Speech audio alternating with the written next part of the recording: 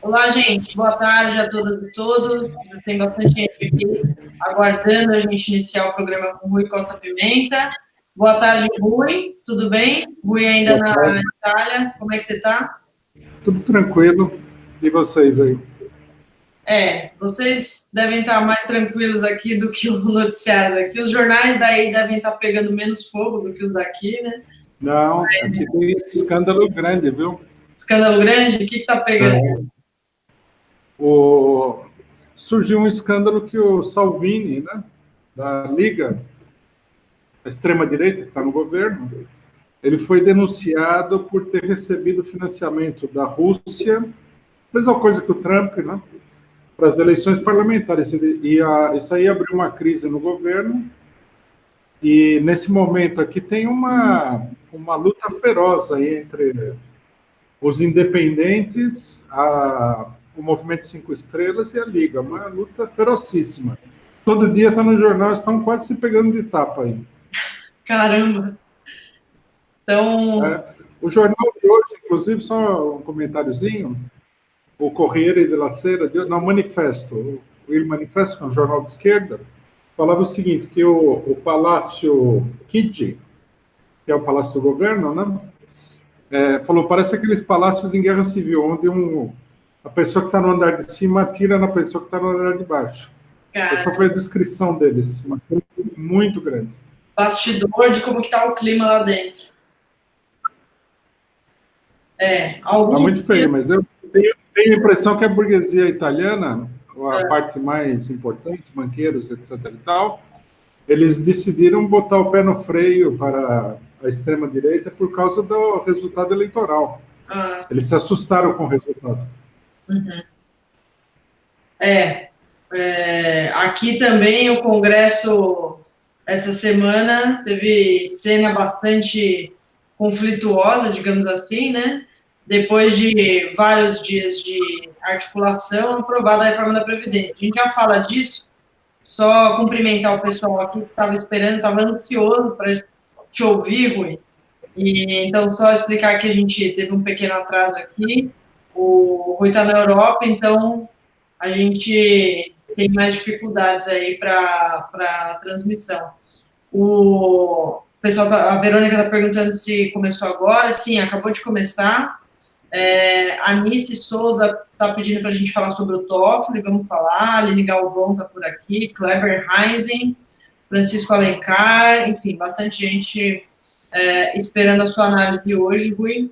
E muitos assuntos quentes, né, para eu te passar aqui, para você comentar. E, como eu falei, a reforma da Previdência aí aprovada com 379 votos.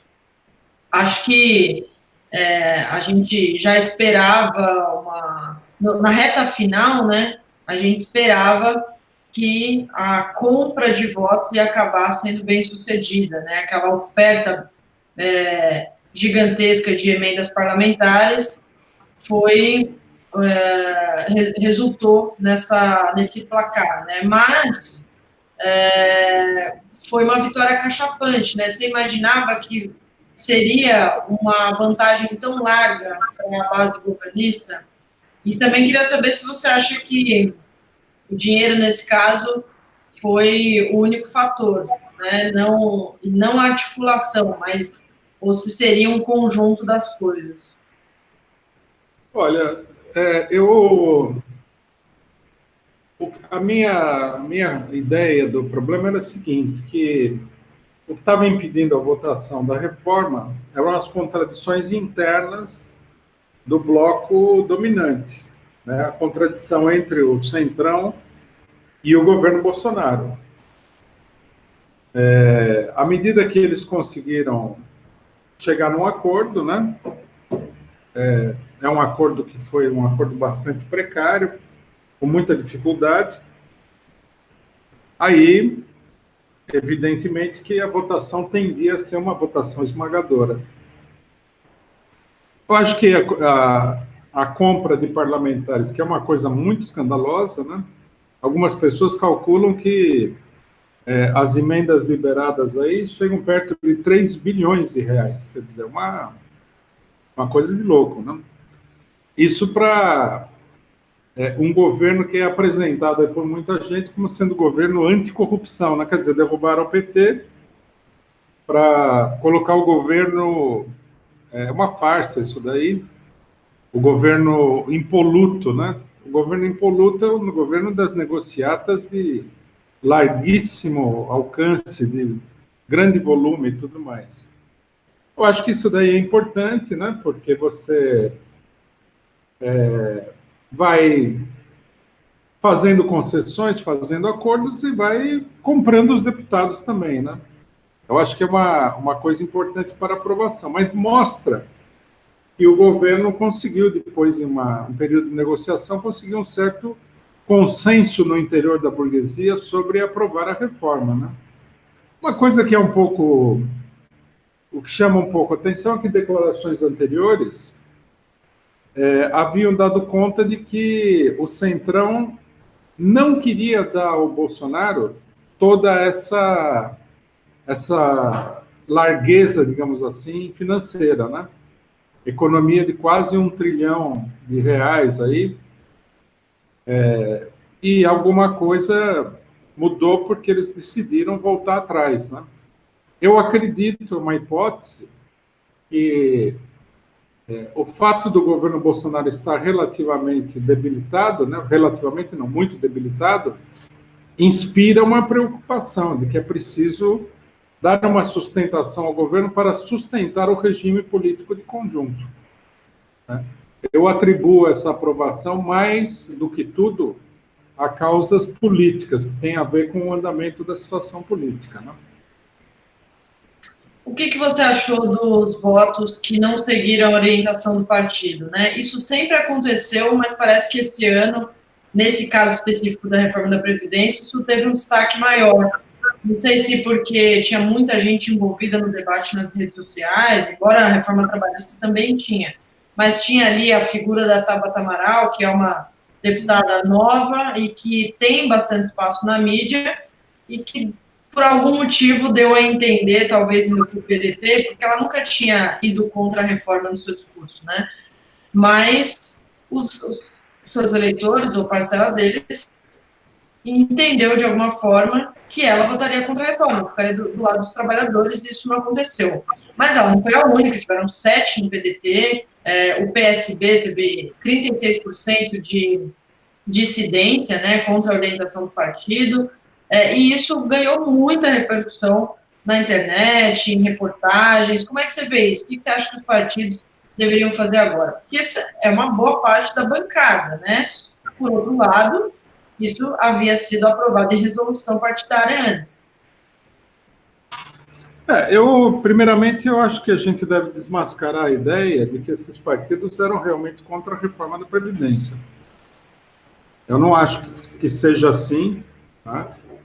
Eu acho que eles, de fato, eram a favor, e se os votos deles fossem necessários para aprovar a reforma, eles votariam em bloco a favor da reforma, né? Então, o que aconteceu foi que o partido decidiu não aparecer comprometido com a reforma, porque todo mundo sabe que isso é uma coisa extremamente impopular. Mas aí, né, você tem pessoas que tem uma parcela da bancada que tem outros compromissos políticos, que os partidos são heterogêneos. Acho que o que chamou muita atenção sobre esse fato é o caso da própria Tabata Amaral, né, porque ela vem sendo muito elogiada por vários setores da imprensa como sendo um novo tipo de político, né? Na verdade, é o que a gente sempre tem visto, né? É aquele político disfarçado de esquerdista que, na verdade, é de direita. Ela procura se dizer de esquerda, né? Eu vi declarações dela, é uma coisa meio bizarra, né?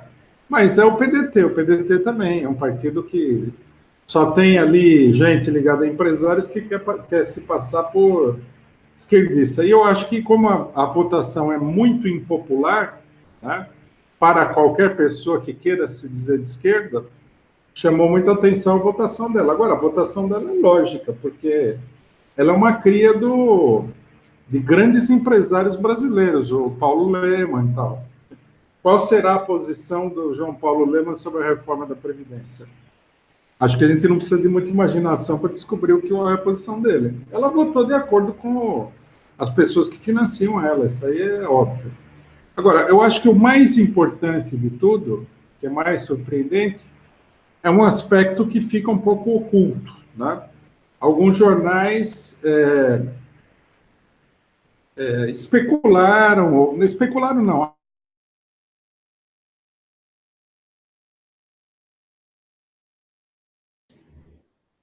Opa, travou um pouco aqui a conexão do Rui. Deixa eu ver se para vocês também, ou se foi para mim. Tá travado mesmo. Vamos ver se, enquanto ele volta, vou ler uns comentários aqui. A Helena Carvalho está perguntando, muito calor aí, Rui? Aqui na Espanha tá para derreter. Quando ele voltar, eu pergunto, Eliana. E a Patrícia Viana diz, boa noite de Amsterdã, companheiros. Tem um novo superchat aqui do Lucas Guimarães, que fala, a aprovação da reforma da Previdência é uma demonstração de força do governo? Bolsonaro trabalha para viabilizar uma solução abertamente autoritária? Vamos ver que se o Rui volta, eu já faço essa pergunta para ele. Eu tinha separado também o comentário do Rogério Matucci, que fala, escândalo do Salvini, ótimo, né? E a Maria Beatriz, que fala, Rui, você tem hora que me deprime demais, mas confio nas suas análises, são um choque de realidade. Nós damos uma queda aqui. Beleza, voltou. Estava lendo os comentários aqui, mas continua com o seu raciocínio, depois eu trago as perguntas. Não, rapidamente, eu acho que há um compromisso geral dos governadores e tudo com essa proposta de reforma da Previdência. Pode não ser não. Com certeza não seria a proposta mais agradável para esses governadores, mas eu acho que eles estão com a proposta, isso aí vai se manifestar no problema da Previdência dos estados, na votação do segundo turno da votação na Câmara, na votação do Senado e tudo. Eu acho que nós ainda vamos ver muita coisa aí. Há um certo consenso entre as forças políticas no sentido de apoiar a reforma da Previdência. O que é uma política suicida para a esquerda, porque a reforma tende a dar uma maior estabilidade para o governo Bolsonaro, né? Vamos ver aqui o que vai acontecer, mas é uma vitória do governo Bolsonaro. Mas, de qualquer forma, é uma possível estabilidade com a promessa de crescimento, coisa que a gente sabe que não vai ter com essa reforma, né? Não tem como crescer emprego tirando aposentadorias das pessoas, né, ou coisa do tipo. Então, teria que também ter essa base econômica, né? Agrada a burguesia de alguma forma, mas os índices econômicos podem não melhorar também, né? Eu acho que a reforma é insuficiente para ter um crescimento, mas me parece que a expectativa, né, dos setores da burguesia que apoiam a reforma e do governo é que haja um retorno do capital estrangeiro para o Brasil.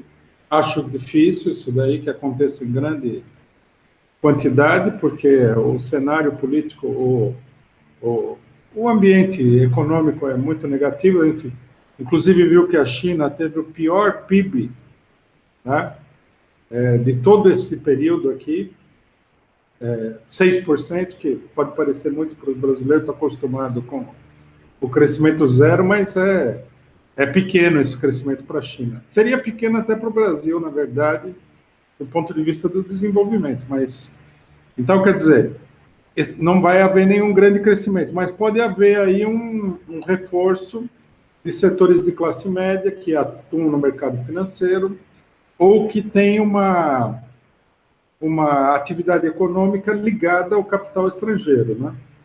E enquanto a miséria cresce, alguns setores poderiam ser beneficiados, e isso daí fortaleceria um pouco a base do governo. É uma possibilidade, a gente teria que esperar para ver se vai acontecer. O cenário econômico é muito negativo nesse momento, né? Mas ele depende muito também do cenário político, né? E eu acho que a esquerda perdeu uma oportunidade muito grande ao não chamar o povo a sair às ruas contra a reforma da Previdência de uma maneira efetiva e não levantar a palavra de ordem fora Bolsonaro. Nós temos chamado a atenção para isso. Você pode perder a oportunidade de liquidar um governo fraco, e o governo, não sendo liquidado, pode se fortalecer. Acho que isso está relacionado, inclusive, com o negócio da decisão do Toffoli hoje. O que você acha que pode acontecer no Senado agora? Existe possibilidade de reversão? Porque está o desespero agora, né? Perdemos a aposentadoria, perdemos os direitos e agora não tem mais o que fazer. Mas, na verdade, a gente ainda tem uma etapa importantíssima que é o debate no Senado. Você confia realmente nessa chance de reversão? Não, eu acho que a continuar como está não vai haver reversão. Mas eu acho que ainda é tempo do pessoal acordar e deixar essa política de ficar lá tentando ganhar o voto do deputado, que até agora a gente não viu isso aí acontecer, né? Em nenhuma votação importante, que alguém consiga mudar o voto do deputado. E chame o povo para sair na rua, que é a única força efetiva que nós temos contra essa política do Bolsonaro e contra o próprio Bolsonaro. Né? Não sei se o pessoal vai acordar, né? Me parece que existe uma pressão muito grande contra a mobilização nesse sentido. Estava lendo os comentários aqui quando você caiu, Rui, e o Lucas Guimarães tinha mandado um superchat dizendo o seguinte: a aprovação da reforma da Previdência é uma demonstração de força do governo? Bolsonaro trabalha para viabilizar uma solução abertamente autoritária? Eu acho que sim, é uma vitória do governo. É um jogo ainda em aberto, né? Num certo sentido. Mas a votação foi uma importante vitória do governo Bolsonaro. Agora, tudo vai ainda está longe um pouco a definição da situação do governo, né? Nós temos que esperar. Agora, uma coisa a gente deve dizer sempre: se não há uma oposição firme ao governo, se a oposição ficar só no âmbito do parlamento, onde a esquerda é ultraminoritária, né, e mostrou que não se consegue nada lá, nós estamos com um Congresso pior do que o Congresso que depois o governo da Dilma Rousseff. Se as coisas se concentrarem lá, se continuar a ideia de que nós temos que trabalhar dentro do Congresso, fazer lobby e tal, bom, mais cedo ou mais tarde o governo dá a volta por cima, né? Sem oposição, ninguém cai, né? A não ser que o povo exploda na rua e derrube o governo por uma manifestação espontânea muito forte. Mas isso não é uma coisa fácil de acontecer, não. Precisa de condições especiais. Não esteja previsto, pelo menos, né? Cara Carinhas aqui, Gisele Rui, a única coisa que nos resta é ir para as ruas. Na Câmara ainda existe uma resistência mais expressiva que no Senado. Se passou com vantagem larga, pior será no Senado. E a Silene Godoy, você concorda, né? Concordo. Silene Godoy diz num superchat aqui: já tem comentário de que Deltan será indicado para a PGR. O que o Rui acha? Já vamos passar para o tema dos vazamentos daqui a pouquinho. Vou anotar essa pergunta da Silene aqui. E tem uma pergunta também do Rafael Santos sobre o Moro. Antes, deixa eu só ler o comentário do Rodrigo C., que ele pede para fazer propaganda do canal do Rui, na verdade do PCO, né, que é o Causa Operária TV. Maria Beatriz diz: Rui, tem hora que você me deprime demais, mas confio nas suas análises, que são um choque de realidade. E a Eliana Carvalho, que está na Espanha, perguntou como é que está o calor aí, e falou que hoje melhorou, né, que está um pouco mais ameno. Aqui está ameno. Na Espanha, não sei. A Espanha parece que a temperatura está subindo lá. Ela falou que está bem difícil lá. Rui, vamos falar antes do Eduardo Bolsonaro, embaixador dos Estados Unidos, né? E depois a gente fala sobre os vazamentos. O que você achou dessa indicação do Bolsonaro, que ele tem o direito de indicar quem ele quiser, como lembrou o Breno aqui na TV 247 essa semana, né? Não é proibido que ele indique um familiar ou filho, mas é uma coisa moralmente muito complicada, né? Sem contar a capacidade, o histórico do filho, porque não é nenhum filho que tem capacidade, formação, enfim, experiência para assumir o posto. É só o filho e para por aí, né? O que você achou disso? Eu acho que ele é o embaixador quase que ideal para o Bolsonaro, né? Na verdade, é o embaixador norte-americano que está sendo indicado como embaixador brasileiro, né? Ele está lá para receber ordens do governo norte-americano, que é uma vergonha que o governo Bolsonaro tem manifestado aí o tempo todo. Agora, eu via, tem um debate muito grande, né, na imprensa, principalmente progressista, sobre esse caso. Eu acho que o problema não é o embaixador, o problema é o Bolsonaro, né? Quem que o Bolsonaro vai indicar? Aqui eu queria chamar a atenção para uma coisa que eu acho que é um problema sério no meio da esquerda, né? Na votação da Previdência, o Ciro Gomes fez uma declaração que me chamou muito a atenção, que é a seguinte: falou, não, é difícil de combater o governo, a esquerda minoritária no Congresso e tal, nós temos que reformular nossas tarefas, a nossa tarefa é botar o Bolsonaro na linha. Ninguém vai botar o Bolsonaro na linha. Se alguém vai botar o Bolsonaro na linha, é o PSDB, é o PMDB, é o DEM, são os banqueiros, é o imperialismo. A política de botar o Bolsonaro na linha é uma política fracassada, né? Isso daí é totalmente impossível. A esquerda teria que se concentrar em acabar com o governo Bolsonaro antes que aconteça o pior, né? Porque a situação é muito grave. Então, nesse sentido, eu acho que a discussão do filho do Bolsonaro, que é uma coisa bizarra mesmo, né?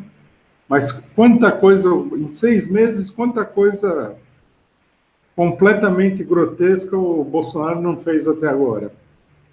É mais uma coisa grotesca, mas eu acho que, assim, o problema é o Bolsonaro, né? Veja quem é o...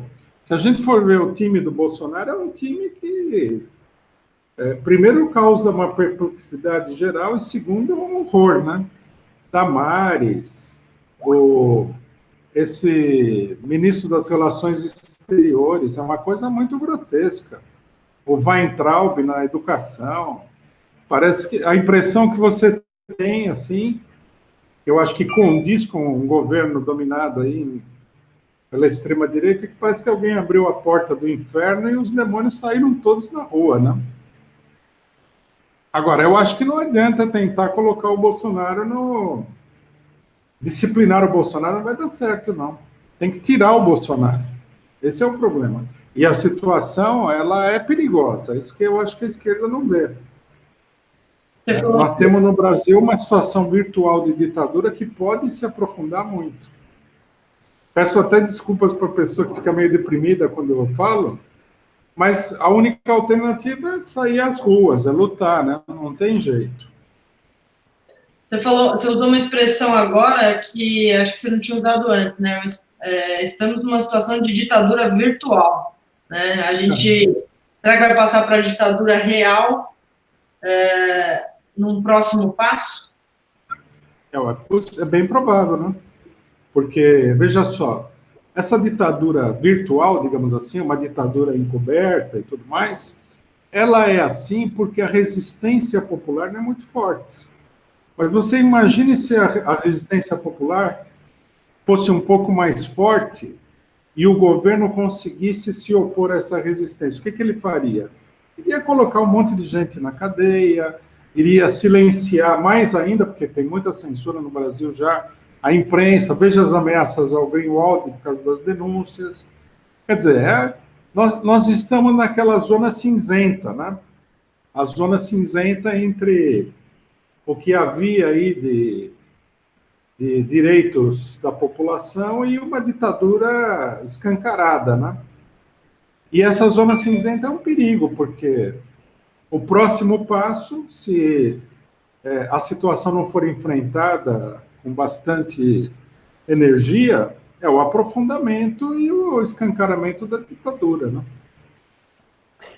E justamente pelo motivo que você falou, né? A gente está na zona cinzenta justamente porque não tem povo nas ruas. Se tivesse, talvez não estivesse mais nesse meio termo.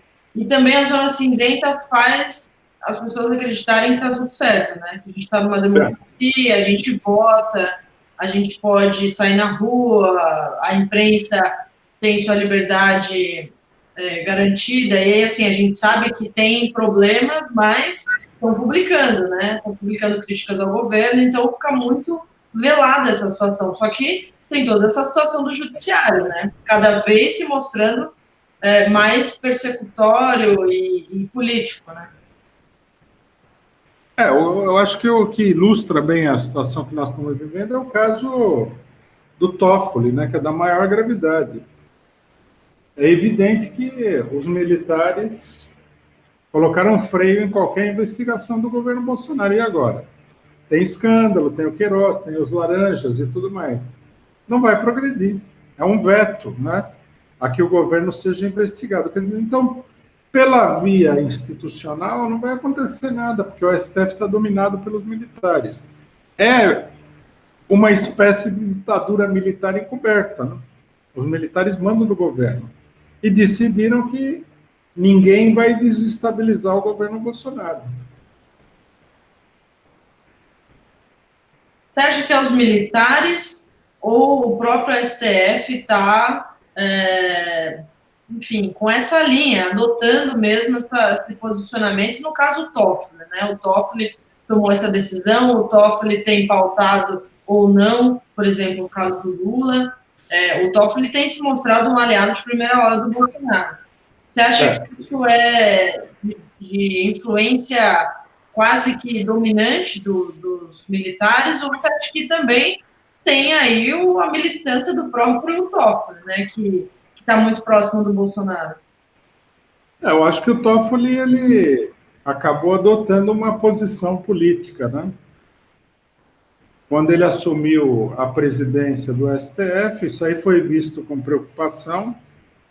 Esse fato foi visto com preocupação pelos militares, pela direita golpista e tudo mais, porque o Toffoli seria o mais petista de todos os ministros do STF. Aí colocaram lá o grilo falante do Toffoli, né, um general. Falei assim, rapaz, aqui ele não tem consciência política, vamos colocar um grilo falante que vai dar a ele consciência política. A partir daí, aparentemente, ele gostou do papel de Pinóquio, né? E gostou do grilo falante, está assumindo as posições. Acho que já há uma certa mistura aí entre militância do Toffoli, numa série de aspectos, e os militares, né? Agora, é lógico, ninguém vai desafiar os militares abertamente. Ninguém desafiou, porque isso daí levaria a uma crise muito grande. Então, o Toffoli estava lá muito alinhado com o Gilmar Mendes. O Gilmar Mendes é uma pessoa que tem os seus atritos com a Lava Jato, mas também não vai querer desestabilizar o regime político. Ele é um golpista do primeiríssima hora, né? Então, eu acho que é uma mistura das duas coisas, mas mostra que os militares estão mandando aí. E eu acho que essas decisões são tomadas pelos militares. É uma decisão vergonhosa para o Toffoli, né? É uma pessoa que entrou como uma pessoa progressista, então ele começa a agir como se ele fosse o mais direitista de todos os ministros do STF. Eu acho que, assim, a princípio, não é o papel que ele havia previsto para ele como presidente do STF. Mas, com a pressão dos militares, agora ele está nesse papel aí. Mas revela que os militares estão em cima dele, né? Essa é uma decisão absurda, né? Mais uma decisão completamente absurda. Você falou sobre... Não é algo que ele planejou para ele, né? Mas é curioso como não se tem mais o pudor nem de preservar a própria imagem, né? Ou a gestão dele à frente do STF. Fala, não, aqui durante a minha gestão eu quero, sei lá, ficar para a história, alguma coisa do tipo. Ele está se apegando a algo que é muito temporário, né? Que é um governo, é um presidente da República. Como é que ele sairia ganhando tanto sendo um aliado tão fiel do atual presidente da República, né? Do presidente vigente, digamos assim, em vez de se preocupar com a própria história, com a própria carreira, enfim, com a própria imagem. Na medida em que a pessoa se transforma em um serviçal dos interesses do grande capital, do imperialismo, ele pode ter um lucro pessoal, né? Mais para frente. Mas também pode acontecer o contrário, né? A gente vê a situação do Sérgio Moro, que está na corda bamba aí, com esse verdadeiro rio de denúncias contra ele, né? A vida é incerta, né? Ele pode ganhar, mas pode não ganhar, financeiramente. Como personagem político, ele está se autoliquidando, o Toffoli, né? Uhum. Essa conversão aí da esquerda para a direita é complexa, não é simples, não. Está sendo feita devagarinho e tal, com muito jeitinho. O pessoal não é tão cego assim, né? E aí a gente tem novos vazamentos, né? E também escancaramentos de como as coisas se deram em relação ao caso Lula.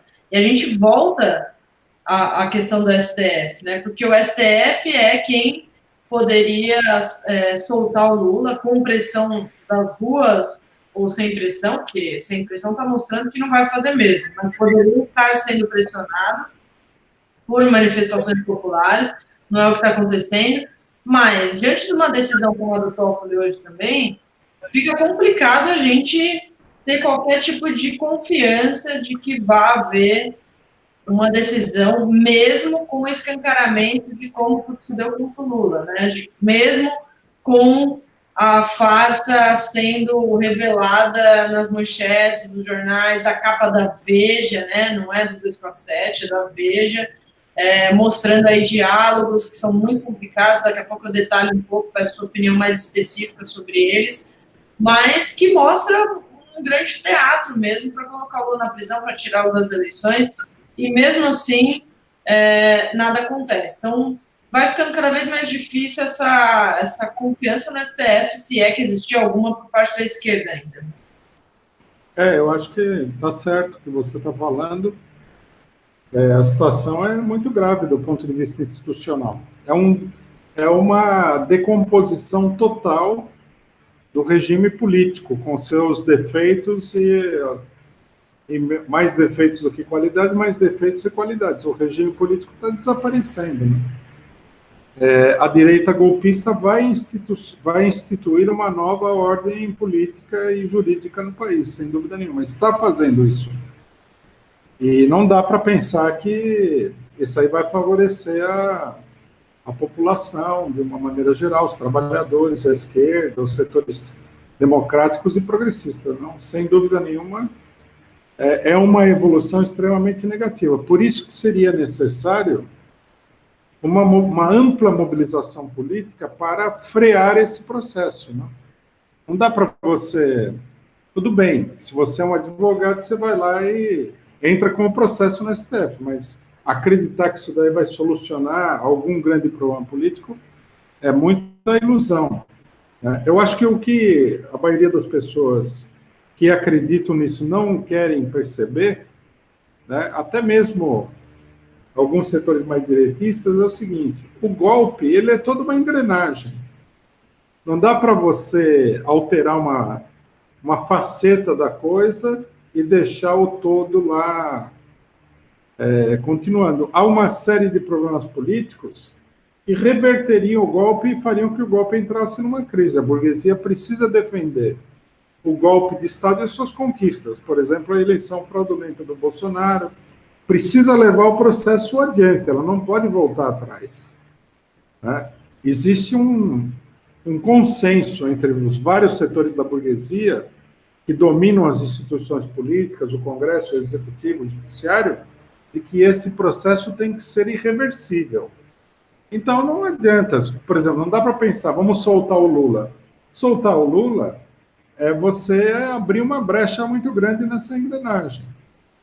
Vamos destruir a Lava Jato, desmoralizar totalmente a Lava Jato. Não é viável, porque se a Lava Jato se desmoraliza completamente, quer dizer, se institucionaliza essa desmoralização que já existe, você quebra um dos eixos fundamentais do golpe de Estado. Então, quer dizer, por isso que nós estamos num impasse desse ponto de vista, e ficar batendo na tecla de vamos mudar no Congresso, vamos mudar no STF, contra o Executivo, é uma coisa. Ou então, como falou o Ciro Gomes, vamos colocar o Bolsonaro na linha, isso daí é tudo inviável. Isso não vai acontecer, não é possível, não é realista, né? Pode parecer irrealista você falar, vamos acabar com o governo Bolsonaro nas ruas. Pode parecer irrealista, mas é a única solução. Se essa solução não for realista, nós estamos sem solução nenhuma. Vou ler os comentários aqui. O Diógenes pergunta: Rui, se os juízes estão alinhados, não seria melhor fazer pressão nas instituições e representantes do povo? Acho que ele quis dizer nas instituições de representantes do povo, talvez. CHF: Rui, será que Lula será livre? Aqui em Zurique, as pessoas sempre me perguntam o que aconteceu no Brasil. E pior que tem muitos bolsominions aqui, pasmem. Valdinese, eu tinha separado aqui o comentário, mas acho que eu perdi, apaguei sem querer. Daqui a pouco eu procuro. Eliana Carvalho: o Ministério Público vai investigar as palestras do Deltan. Pergunta: o Moro pode interferir nisso? Podemos confiar numa investigação isenta? A Simone Guimarães está perguntando qual o e-mail de vocês para enviarmos matérias importantes. Não sei se é do 247 ou do PCO. Vou falar do 247, depois eu passo para o Rui, ele passa um contato do PCO também. Aqui é contato@brasil247.com.br. O Rafael Santos: Rui, você acha que é preciso uma palavra de ordem específica para o Moro? Já tem o fora Bolsonaro, Lula livre. Não seria bom cadeia para o Moro? A Patrícia Viana: precisamos invadir as redes sociais dos deputados e cobrar geral. Recado simples: se votar a favor da reforma da Previdência, nunca mais se elege. Agora é senadores, né? Não adianta mais os deputados. Silene Godoy: já tem comentário de que o Deltan será indicado para a PGR. O que o Rui acha? Acho que essa eu já tinha lido, né? E aí, indo para mais detalhadamente em relação aos diálogos que foram divulgados, né? Teve vários capítulos, né, Rui? Desde a última terça-feira, né? Do último domingo teve novas divulgações, essa semana teve algumas também, ontem, na segunda-feira, hoje, e alguns pontos são: o Deltan planejando o seu enriquecimento de palestras, né, com base no discurso do combate à corrupção, da Lava Jato, mas também não só isso, sugerindo que se criem empresas em nome das esposas, para que não tenham ali os procuradores, né, porque não pode, ele é um funcionário público, então ele não pode ter uma empresa e ter lucro com ela, então ele tiraria o dele da reta. Ele incentiva outros colegas a fazerem a mesma coisa, o Janot, inclusive, o próprio Moro. Numa revelação que foi feita ontem, num diálogo com o Moro, ele pediu dinheiro público, né, dinheiro que estava na 13ª vara, na Justiça, para financiar um comercial daquele pacote que ele é o principal idealizador, né, o pacote das 10 medidas contra a corrupção. E também mostrou que o Moro marcou reunião com Polícia Federal e Ministério Público Federal. Hoje teve um pedido de jabá num parque aquático de Fortaleza, né, do Ceará. Mas, assim, são muitas coisas, né, e acho que as mais graves, inclusive, foram as que foram reveladas ontem. O pedido de dinheiro público desviado, né, para fins que, enfim, nem deveria ser para nenhum fim, né, não teria que ser desviado esse dinheiro para nada, apenas para função pública, e essa reunião do Moro com uma das partes, né, que é a acusação. Inclusive, eu já vi argumento de análises pró-Lava Jato, que eram assim: mas a força-tarefa funciona em conjunto, né? O juiz ali, parceria com os procuradores, com os investigadores, isso acontece. Só que aí o juiz que julga depois não é o mesmo, né? Ele teria que sair de reta numa outra legislação, por exemplo. No Brasil ele acaba sendo o mesmo, então não deveria fazer parte dessa equipe. O que você achou desses últimos capítulos da Vaza Jato, Rui? Bom, é que nós temos algumas coisas engraçadas, né? Que aparecem nas próprias perguntas. O Deltan Dallagnol vai para a cadeia ou vai para a PGR? Né? É uma coisa cômica da situação política. A exposição que ele sofreu aí com as últimas revelações é demolidora, né? Seria demolidora em qualquer situação mais normal. Aqui a gente tem que segurar o entusiasmo, porque, logicamente, que até agora não tomaram nenhuma medida, falam que o juiz beneficiar uma das partes é normal e tal, tem um monte de coisa nesse sentido. Agora, isso é uma primeira questão, né? Que é engraçado. Uma segunda coisa que eu acho que é engraçada é o seguinte: o Deltan Dallagnol, que pede dinheiro para filme, pede favores, dá palestra, cobrando, quer dizer, que aparece uma sequência de coisas absolutamente criminosas da parte dele, é o autor das 10 medidas contra a corrupção, né? Então aí a gente começa a ver que tudo é uma grande farsa o que acontece aqui, né? Uma grande farsa, mas mostra a realidade que todo mundo deveria saber. E essas campanhas contra a corrupção, elas são levadas adiante pelos maiores corruptos do mundo, né? Não só do país, como do mundo inteiro, né? E acaba aí uma pessoa que nem o Lula sendo incriminada por um apartamento no Guarujá e um sítio em Atibaia que, vamos dizer que, mesmo que fosse tudo dele, que ninguém conseguiu demonstrar nada, nem dá, é uma coisa vergonhosa isso daí, né? E ainda tem gente que fala que a corrupção do PT seria o maior escândalo de corrupção da história do Brasil. É uma coisa, o país é muito doido, né, nesse sentido. Bom, agora, do ponto de vista político geral, eu acho assim, as revelações, elas estão agravando a crise. Isso é muito evidente. Tá? O próprio 247 publicou uma matéria falando dos editoriais do Globo, onde o Globo ataca ali agressivamente, são vários, eu vi essa matéria aí hoje, mas eu acompanho o Globo, né? Eu leio frequentemente, e eles tiraram vários editoriais tentando proteger o Moro e tudo mais. Esses editoriais são um sinal de que a crise ela está se intensificando.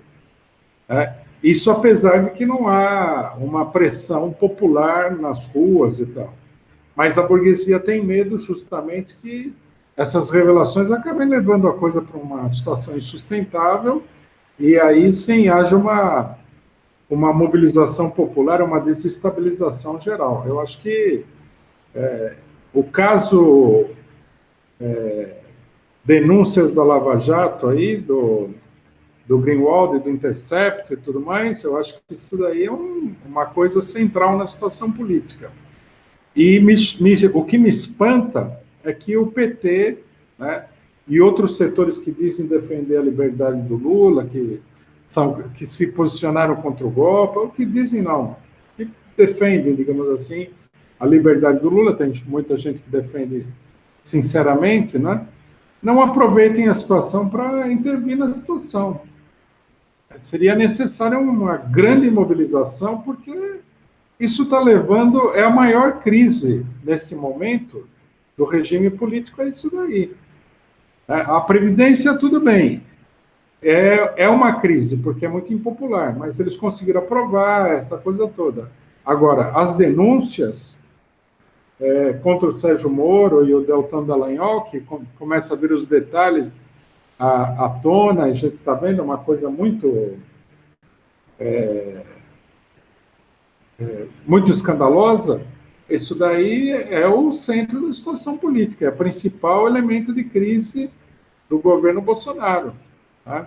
A Lava Jato é uma peça central do golpe, está sendo demolida por essas revelações aí. Enquanto o Moro não sair do Ministério, eu acho, enquanto eles não paralisarem a turma de direita dentro do Judiciário, isso aí vai continuar. Tá?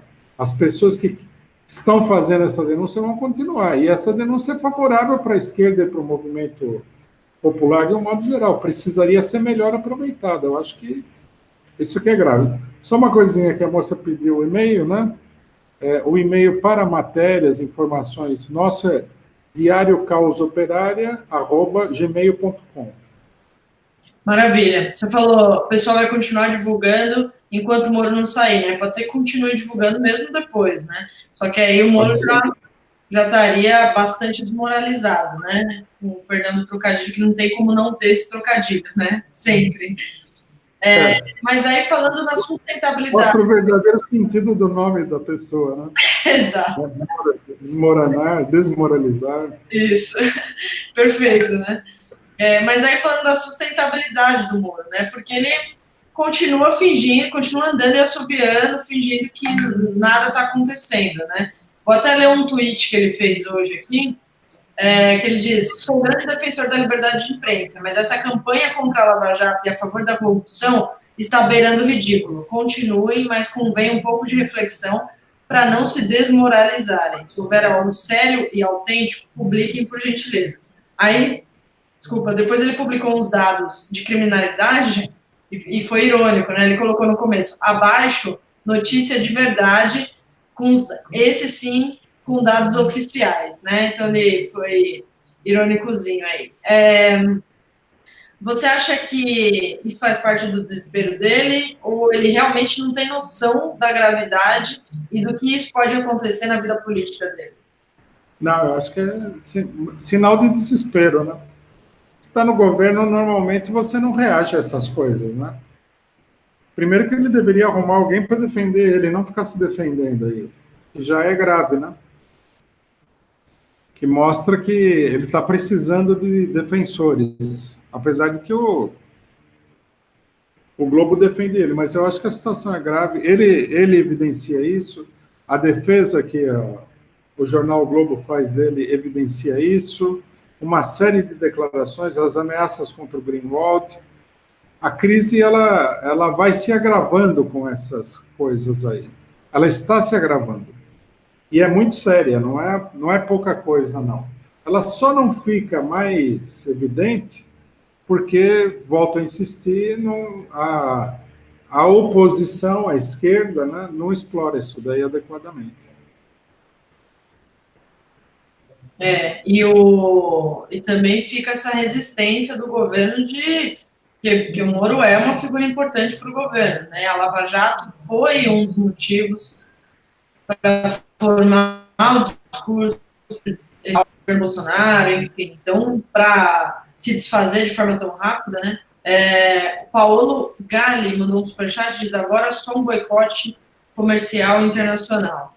DRB, ele mandou um superchat de Natal: investigar a fundo fraude brava nas eleições gerais de 2018. Qual jornalista patriota que se habilita? É urgente, para fora Bozo dá certo. O que acham? Sigam o rastro das notícias eleitorais.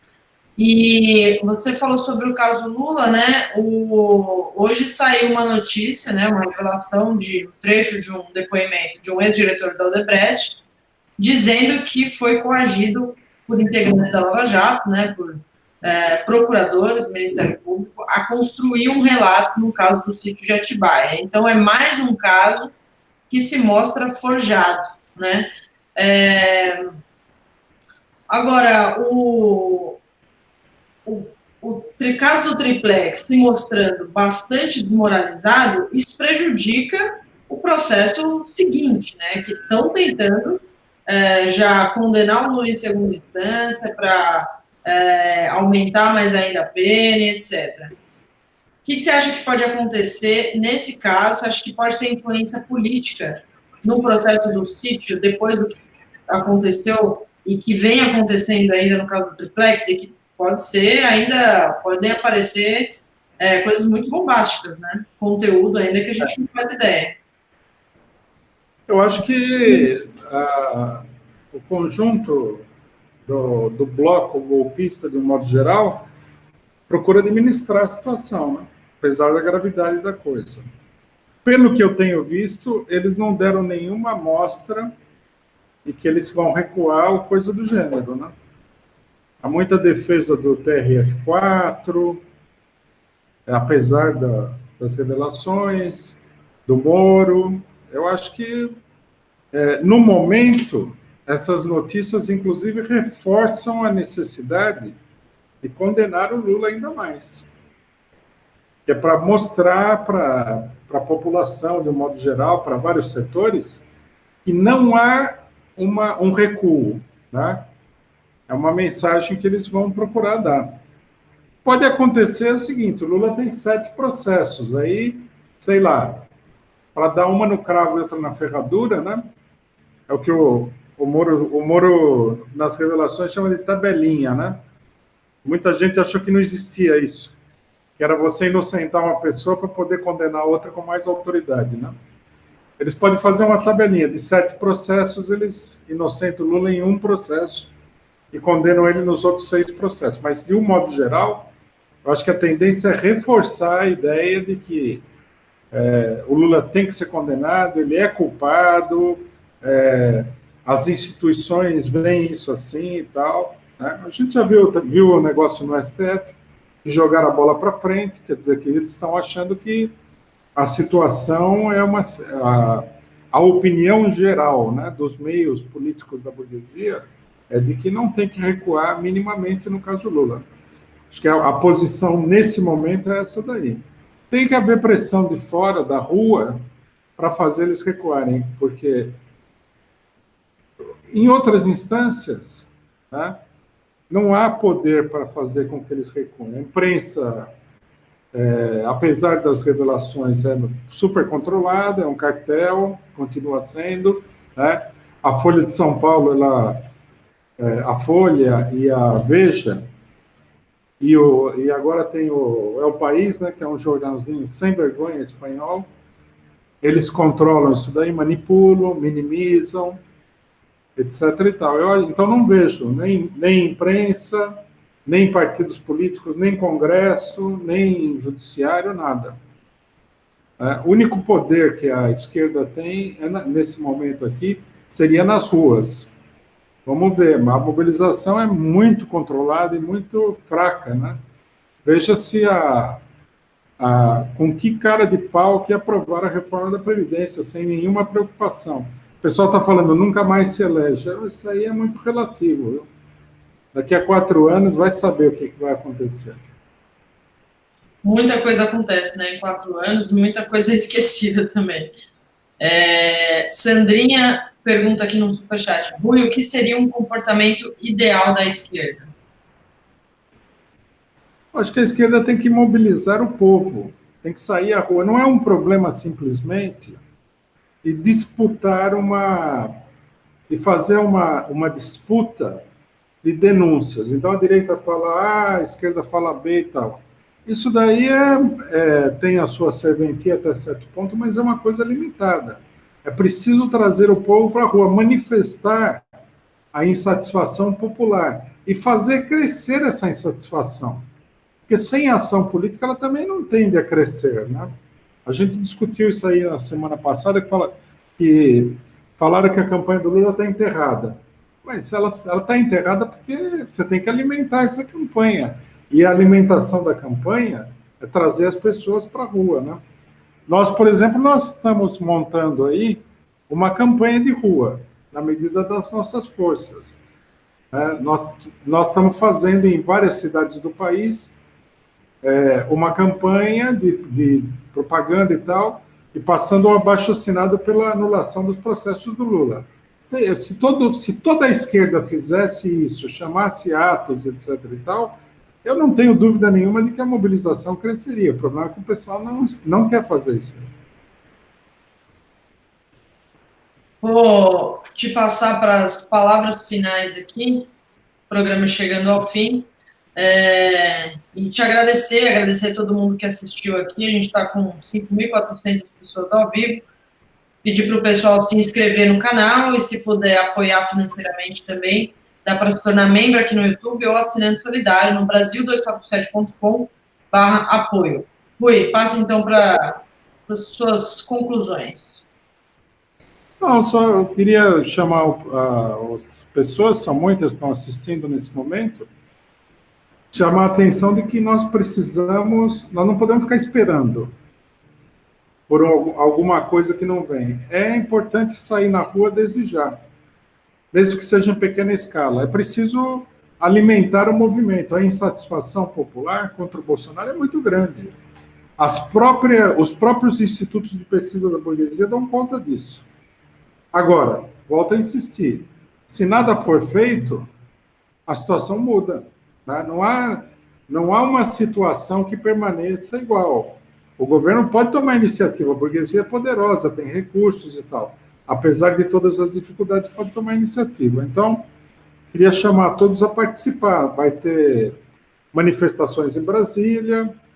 Nós mesmos estamos procurando organizar um ato em Curitiba pela liberdade do Lula. Nós estamos fazendo atividade vários dias, mas todos os domingos, com certeza, em várias cidades. E eu acho que o pessoal ou participa conosco, ou participa com outras pessoas, ou participa por conta própria, mas é preciso fazer alguma coisa, sair à rua, conversar, passar esse abaixo-assinado. O PT tem um abaixo-assinado pela anulação dos processos também. Nós temos que nos mexer. É isso aí. O 247 também vai fazer um evento em Curitiba no dia 27 de julho e vai ter passagem pela vigília lá também, depois uma programação à tarde ali na capital do Paraná mesmo, mas antes vai ter bom dia lá na vigília, etc. Então, com os nossos assinantes lá em Curitiba e também o pessoal de Porto Alegre que vai para lá. Obrigada, Rui, obrigada a todo mundo que assistiu. Valeu, gente. Eu agradeço. Com a programação Léo ao Quadrado. Boa noite. E o dia em 20 minutos. E o William De Luca antes também. Valeu. Tchau, tchau.